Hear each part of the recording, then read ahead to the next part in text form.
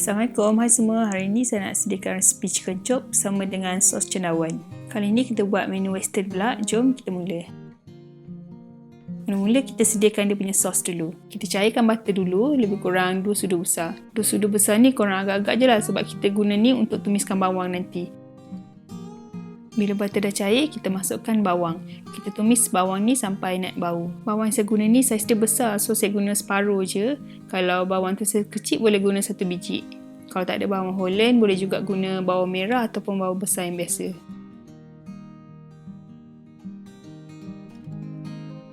Bila bawang ni dah naik bau, kita masukkan cendawan. Memandangkan resipi yang kita buat ni adalah sos cendawan, jadi cendawan ni adalah bahan yang wajib. Korang jangan tanya pula kalau tak ada cendawan ni nak ganti dengan apa, sebab memang tak ada sesiapa pun yang dapat gantikan tempat dia. Untuk sos ni selalunya kita gunakan cendawan butang, tapi tak kisahlah cendawan butang yang putih ke, yang coklat ke, yang dalam tin ke, semua pun boleh guna. Bila cendawan ni semakin layu, dia akan keluarkan air sendiri. So masa ni dah boleh letakkan tepung. Tujuan kita letak tepung ni untuk memekatkan kuah ni nanti. Bila dah nampak kering macam ni, kita masukkan air sedikit demi sedikit. Air ni sebenarnya kalau nak bagi sos ni lagi sedap, kita guna stok ayam ataupun stok daging yang kita buat sendiri. Tapi kalau tak rajin macam saya ni, letak air kosong pun boleh. Tapi untuk bagi rasa yang lebih sedap, saya akan letak stok ayam segera. Kalau tak ada stok ayam, kita boleh juga letak cube ayam. Ataupun kalau tak ada pun, boleh letak garam ataupun bahan-bahan perasa yang lain.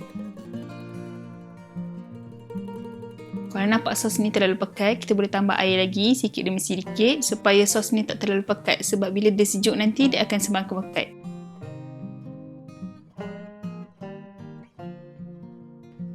Masukkan stok ayam sikit untuk bagi dia rasa sedap. Lepas tu kita masukkan kicap. Kicap ni sikit je untuk bagi dia colour yang cantik. Tapi kalau tak nak letak pun tak apa. Kalau kita letak kicap ni, dia tak rasa kicap sangat pun. Dia cuma untuk bagi colour tu jadi cantik. Barulah selera sikit kita nak makan tu. Tak adalah pucat sangat warna dia kan. Kemudian kita masukkan lada hitam dan juga herba campuran. Dua-dua bahan ni saya saja tambah je. Kalau tak nak letak pun tak apa. Kalau nak bagi dia lagi rasa sedap, kita boleh letak dua-dua bahan ni ataupun bahan-bahan yang lain ikut selera kita sendiri.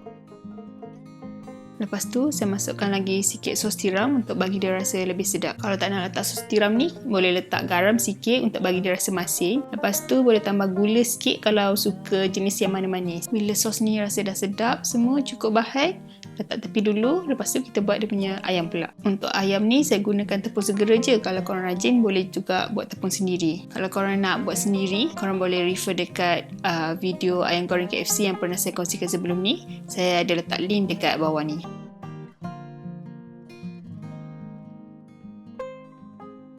Tepung ni kita bancukan sampai dia jadi likat. Lepas tu kita peratkan ayam lebih kurang 30 minit. Kalau nak lagi sedap boleh perap lagi lama. Bila dah siap perap, kita salutkan lagi ayam ni tadi dengan tepung segera yang sama.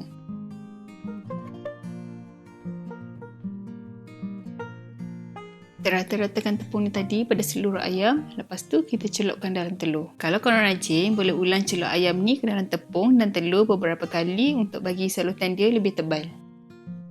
Bila dah puas hati dengan ketebalan tepung ni, akhir sekali kita boleh salutkan dengan sebut roti. Kalau tak ada sebut roti, kita boleh buat sendiri. Saya pernah kongsikan cara untuk membuat sebut roti sebelum ni. Senang je. Nanti boleh tengok link video kat bawah.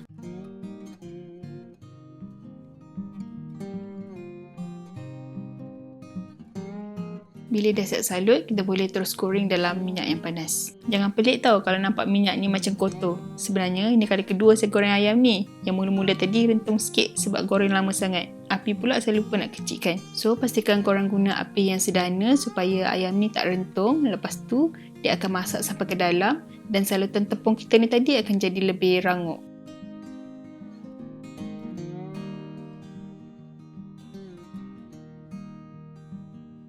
Okey, bila kedua-dua permukaan ni dah garing, kita boleh angkat dan hidangkan dengan sos cendawan tadi. Tuangkan sos cendawan tadi atas ayam ni tadi. Lepas tu kalau korang rajin lagi, boleh buat coleslaw dan goreng kentang. Baru dah lengkap kita punya chicken chop ni. Okey, dah siap ni. Jangan lupa like, share dan komen. Kalau korang tengok kat YouTube, jangan lupa subscribe dan tekan butang loceng.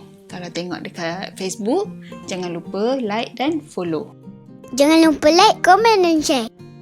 Jangan lupa untuk subscribe.